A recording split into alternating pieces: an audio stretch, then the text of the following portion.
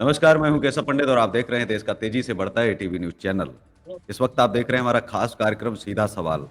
देवी देवताओं पर आपत्तिजनक टिप्पणी के बाद हंगामा और आरोपी को गिरफ्तार कर लिया गया है। हिंदू संगठनों के कार्यकर्ताओं ने प्रदर्शन करके जो है लखीमपुर खीरी का बाजार भी बंद कर पाया है। हमारे साथ में इस वक्त खास मेहमान हैं राघव जी, जो राजनेता हैं भारतीय जनता पार्टी के। बहुत बहुत स्वागत है राघव जी आपका एटीवी पर। जी बहुत बहुत धन्यवाद।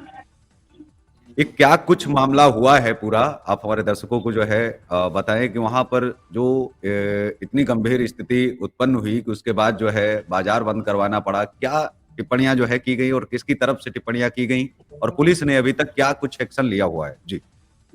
मुस्लिम समाज का एक युवक जो कि ईसानगर थाना लखीमपुर का रहने वाला है, उसके द्वारा 3 दिन पहले सोशल मीडिया साइट्स पे भगवान श्री रामचंद्र जी को लेके अमर्यादित भाषा, जिसको कह सकते हैं गाली गलौज जैसे शब्दों को का प्रयोग करके उसने डायरेक्ट पूरे हिंदुओं को टारगेट किया। जी, लेकिन जो लगातार जिसमें इतनी घटनाएं आती हैं, लगातार ये जो घटनाएं आ रही हैं, चाहे उत्तर प्रदेश हो या फिर पश्चिम बंगाल हो, पूरे देश भर में जो है इस तरह की घटनाएं आती हैं। और हमने ये भी देखा है कि बौद्ध धर्म के लोग सबसे ज्यादा लिखते हैं, उन पर हाँ, कभी जो है एक्शन को लेकर के, और उसके बाद में मुस्लिम कम्युनिटी से भी लिखा जाता है। क्या अब आवश्यकता नहीं है, क्या जरूरत नहीं है कि इस निंदा जैसा कानून बन जाना चाहिए? कठोर सजा का अगर प्रावधान हो, कानून में उस तरह का सजा का प्रावधान नहीं है, इस कारण ये और ज्यादा लिखा जा रहा है। सोशल मीडिया पर जो गंदगी फैलती जा रही है, क्या इसकी रोकथाम के लिए क्या अब इस निंदा कानून नहीं बन जाना चाहिए, ताकि ऐसी फिल्में प्रमोट ना हो, ऐसा साहित्य प्रमोट ना हो? ये जो लोग हैं जो अमर्यादित टिप्पणी करते हैं और उसके बाद में जो है भड़काऊ भाषण आते हैं, उसके बाद में लोग भड़कते हैं, फिर गलत सलत लिखते हैं, इनके पीछे एक्चुअली जो जड़ें हैं वो कहाँ से हैं? क्योंकि ये तो बहुत छोटे छोटे प्यादे हैं जो बाहर आकर के सोशल मीडिया पर ये गंदगी फैलाते हैं। ये जो बड़े प्यादे हैं उन पर कार्यवाही के लिए क्या इस निंदा जैसे कानून नहीं होने बनने चाहिए, ताकि इनके बचने के जो आसार हैं, जो इनको वकील जो इनको बचा लेता है, वो इनका बचाव जो है वो खत्म हो जाए, इनका कहीं कोई बचाव ही नहीं हो पाए। जी। माननीय योगी आदित्यनाथ जी के नेतृत्व में, भारतीय जनता पार्टी के नेतृत्व में जो यूपी में सरकार चल रही है, जिसका लॉ एंड ऑर्डर बिल्कुल दुरुस्त है, जो कि पहले बहुत बिगड़ी अवस्था में रहा, आज माननीय योगी जी को बदनाम करने के लिए डायरेक्ट सीधे तौर पे उनसे ना कोई बदतमीजी करके पूरी तरीके से हिंदुओं को टारगेट किया जा रहा। अभी आपने संभल की घटना देखी होगी, 46 वर्ष पूर्व बाद आज मंदिर हमारा खोदने के पे जानकारी निकालने पे मिलता है। इसी प्रकार का माहौल हमारे यहाँ पे भी लखीमपुर में कई जगह बनाया गया, फूलमेड़ थाने के क्षेत्र में भी बनाया गया, और आज जो ये ताजी घटना आपके सम्मुख है, जिसके माध्यम से हम आपसे जुड़े हुए हैं, इसमें तो मतलब सारी मर्यादाएं ही लांघ गए। आप सोचिए, मैं अभी किसी भी मुस्लिम धर्म पे या उनके पैगंबर पे, अल्लाह पे किसी भी प्रकार की अभद्र टिप्पणी कर देता हूं तो तन से जुदा करके पता नहीं हजारों भी फतवे जारी हो जाएंगे। जी। हम अगर शालीन मुस्लिम शीतल जी मैं बताना चाहूंगा कि हिंदू कब तक शालीनता से कार्य करेगा। आज उसका एक जी सूक्ष्म छोटा सा स्वरूप हम लोगों ने अपने नेतृत्व में और पूरे धर्म के नेतृत्व में एक कार्यक्रम किया और अल्टीमेटम दिया कि 24 घंटे में नहीं होता है तो ठीक है, हम शासन सत्ता में हैं, वो ठीक है, मगर कुछ चीजें शासन सत्ता से हटके भी करनी होंगी, ताकि हमें अपना धर्म भी बचाए रखना है। जी। अभी कुछ ये दिन सब पहले भी इसमें मीडिया का जी बहुत अहम रोल है। मीडिया का बहुत बड़ा अहम रोल है, क्योंकि प्रचार और दुष्प्रचार में दोनों में अहम भूमिका मीडिया की तरफ से दिखाया जाता है। हम चाहेंगे कि आप लोग भी सपोर्ट करें, जमीनी स्तर पे एक बार ग्राउंड रिपोर्ट लें, ताकि इस पे सही जानकारी जा सके माननीय योगी आदित्यनाथ जी के पास में, और जी। इन पे तत्काल कार्रवाई हो। अच्छा, इसमें हुआ क्या है? कार्रवाई कहाँ तक हुई है? गिरफ्तार कर लिया गया है और किन धाराओं में मुकदमा क्या पंजीकृत अभी तक हुआ है अथवा नहीं हुआ है? दुर्भाग्य यही है कि हम हिंदू केवल गिरफ्तारी और धाराओं पे विषय पे बात करते हैं। जी 296 एक मामूली सी नॉर्मल धारा है, जिसमें तत्काल प्रभाव से कोई भी सजा या कोई किसी भी प्रकार की जेल नहीं हो सकती। उसके लिए पुलिस के पास एक धारा है 151 के तहत उस पर चालान करके उसको जेल भेजा जाएगा, जिसमें 24 में मतलब 24 घंटे में ही एसडीएम कोर्ट से जमानत हो जाती है।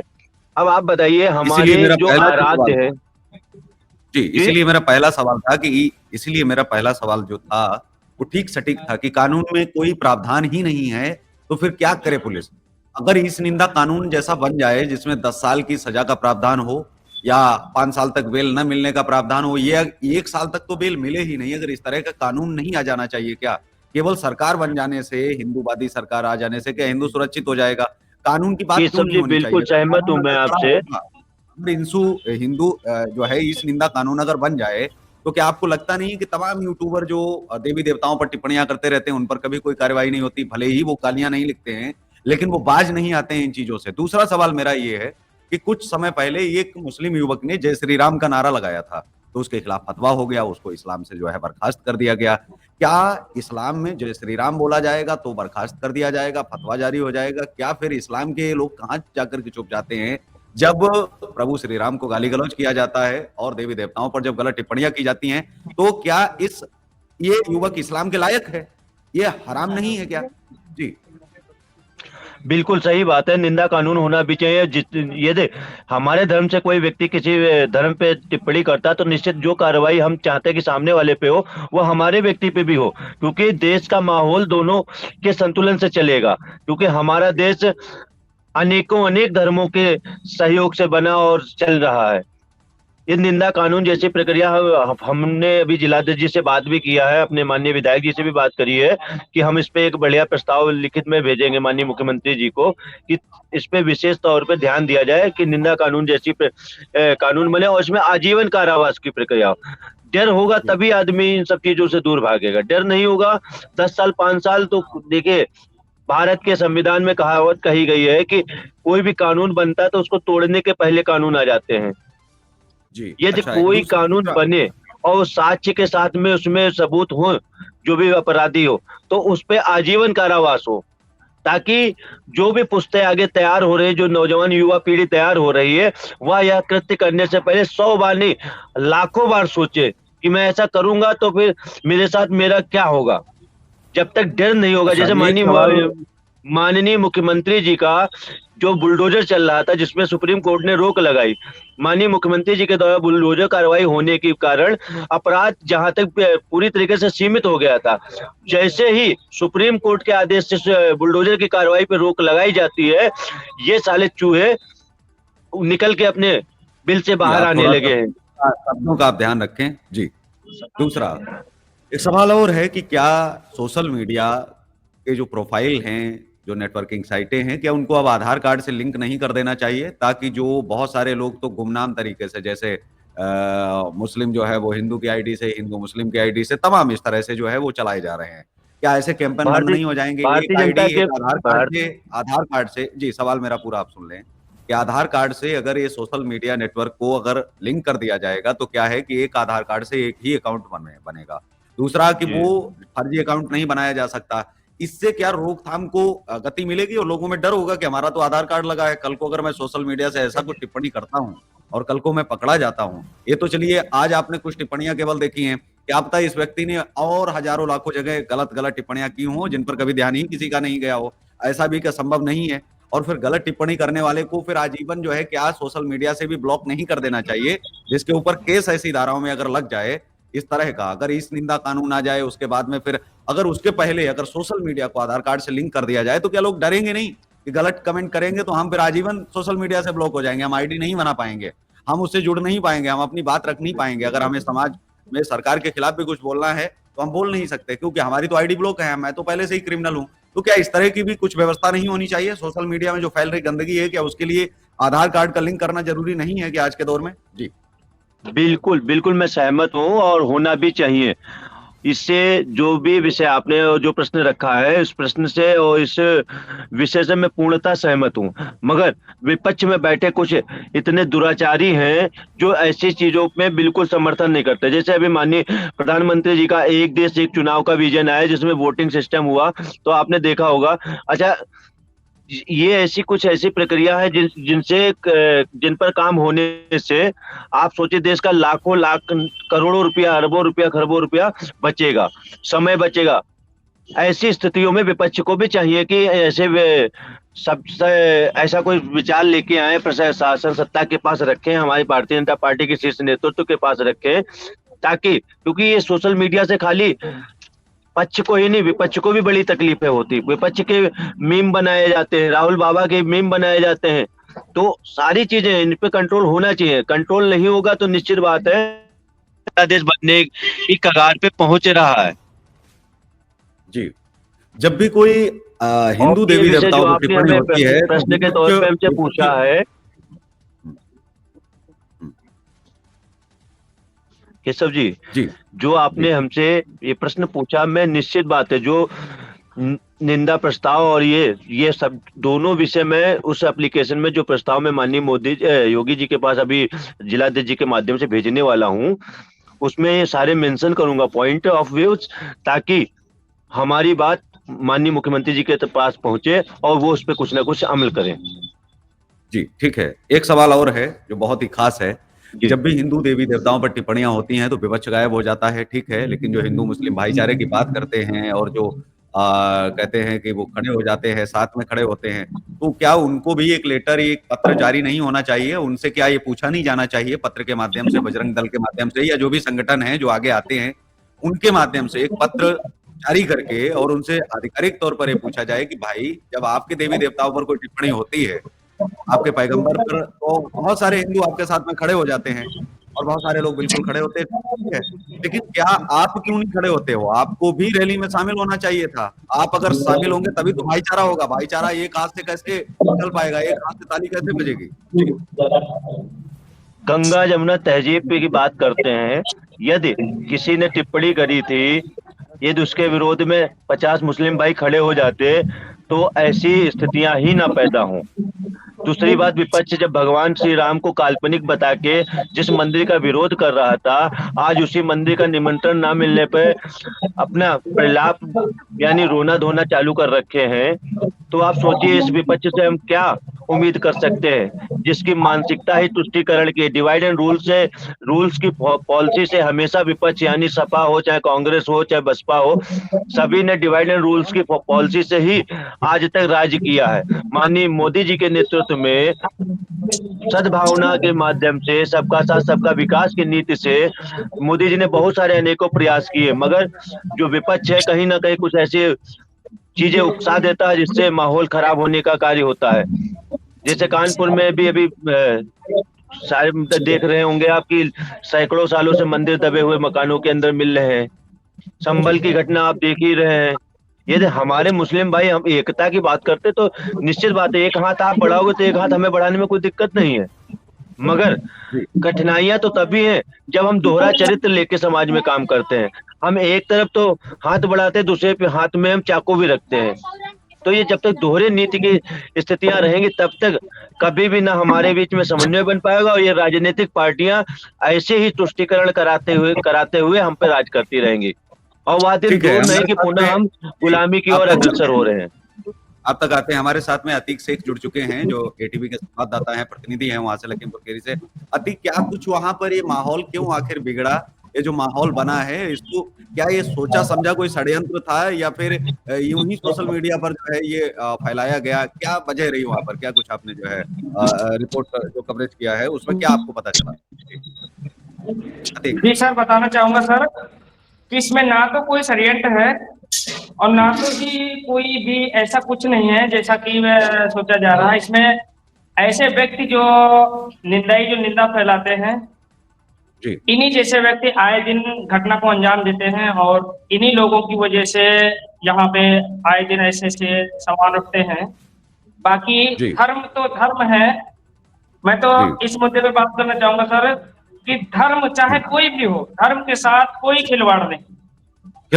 जी अतीक जी, कोई स्टेटमेंट आपके द्वारा जारी किया गया उस लड़के के खिलाफ? आप तक आते हैं अतीक जी। एक दूसरा सवाल मेरा साथ में कि क्या नहीं, मैं अतीक जी से पूछना चाह रहा हूँ जो घटना हुई, जो कि आपका सवाल सुनेंगे, मैं अतीक जी से पहले कुछ सवाल अपने कर लूं। अतिक जी, वहाँ क्या किसी जो है जो हिंदू मुस्लिम एकता की बातचीत होती है, चर्चा होती है और गंगा जमुनी तहजीब की बातचीत होती है, क्या इसके तहत किसी मौलाना का अभी तक कोई फतवा या फिर उनका कुछ ऐसा आया है इसके खिलाफ कार्रवाई करने के लिए, या वो लोग शामिल हुए हैं कि ऐसी चीजें नहीं होनी चाहिए क्योंकि उनको खड़ा होना चाहिए? ऐसे में क्या है कि जब भी कभी कोई दूसरे धर्म पर भी टिप्पणी करे तो हिंदुओं को भी खड़ा होना चाहिए। तो इस तरह का क्या वहां पर आपको कुछ देखने को मिला, या कोई ऐसा कोई वीडियो या कोई चीज ऐसी आई है क्या? बिल्कुल सर, यहाँ पे जो भी देखने को मिल रहा है कि यहाँ पे सीधा सवाल ये आ रहा है कि लोगों का कहना है कि जो गलत है सो गलत है, गलत के साथ कोई समझौता नहीं। ठीक है। और जो चीज जिस बंदे ने ये भी सवाल उठाया है, ये जो अब्दुल करके कुछ नाम है लड़के का, अब्दुल लतीफ, ठीक है, इसने बहुत ही गलत बर्ताव किया है। इसको कड़ी से कड़ी कार्रवाई होनी चाहिए और कड़ी से कड़ी सजा देनी चाहिए, जो कि कल को आने वाले समय में हम भाइयों में इत्तेफाक न डाल सके, कि कल को मिल बांट के चले अपना। अभी तक कोई स्टेटमेंट आया या मौलाना जी हो, किसी का भी स्टेटमेंट इस पे आया है कि उस लड़के का, अब्दुल का विरोध करते हैं? नहीं, ऐसा कोई कुछ फतवा नहीं जारी है, कर रहे हैं? ऐसा कुछ नहीं आया। ठीक है राघव जी, जो बात हम लोग लगातार जी, उन्होंने कह दिया है, उन्होंने बता दिया कि ऐसा कोई स्टेटमेंट नहीं आया, क्योंकि अगर आता तो वो टीवी पर भी चलाया जाता और दिखाया भी जाता। राघव जी, आवाज पहुंच रही है आपको? शायद नेट से आप कनेक्ट हो गए हैं, डिस्कनेक्ट आप लग रहे हैं, आपकी तस्वीर केवल दिख रही है जी। मेरा सवाल आप तक आ रहा है? जी, आवाज आ रही है जी।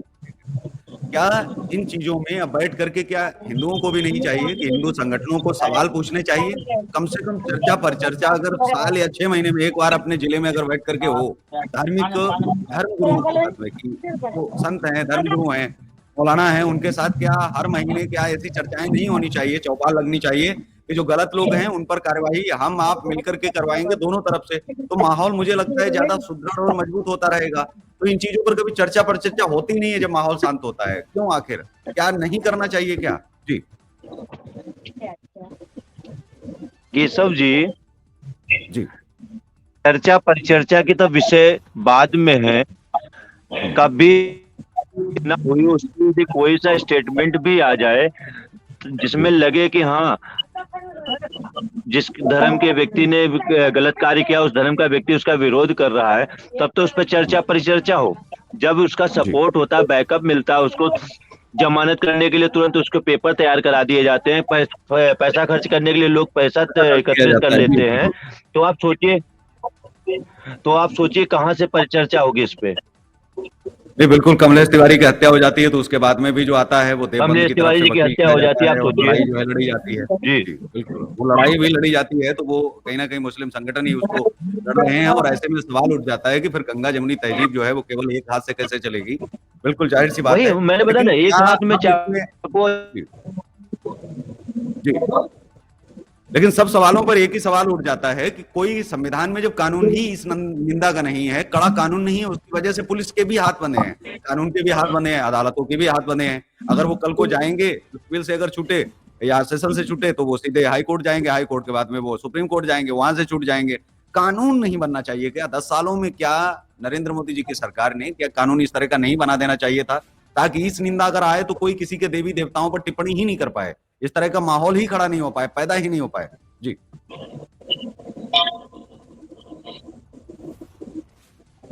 राघव जी,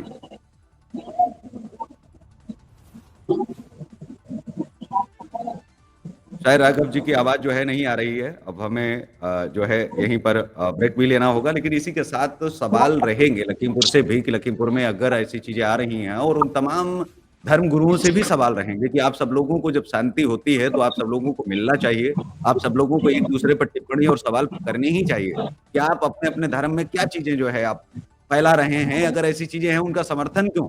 अगर आप समर्थन नहीं भी करते हैं तो आपको उनके विरोध में खड़े होना चाहिए, ताकि दिखना चाहिए कि गंगा जमुनी जैसी तहजीबें जो है वो बरकरार है और वो चल रही है। इसी के साथ इस कार्यक्रम में वश जी, राघव जी हमारे साथ में फिर दोबारा से जुड़ गए हैं। हम 2 सवाल और खत्म करने के साथ ही जो है इसको बंद भी करेंगे। केशव जी, थोड़ा कुछ लोग इंतजार कर रहे हैं, मैं ठीक है, बिल्कुल, थोड़ा समय का अभाव है आज की डेट में।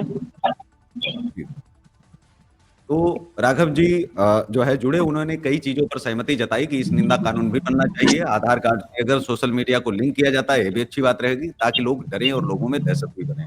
सोशल मीडिया को अगर आधार कार्ड से लिंक कर दिया जाए, तो जो गलत, अमर्यादित, अभद्र टिप्पणियां जो करने वाले लोग हैं, उनको आजीवन उनकी आईडी पर बैन लगा दिया जाए और वो दोबारा आईडी अपनी लाइफ में कभी सोशल मीडिया पर आ ही नहीं पाए।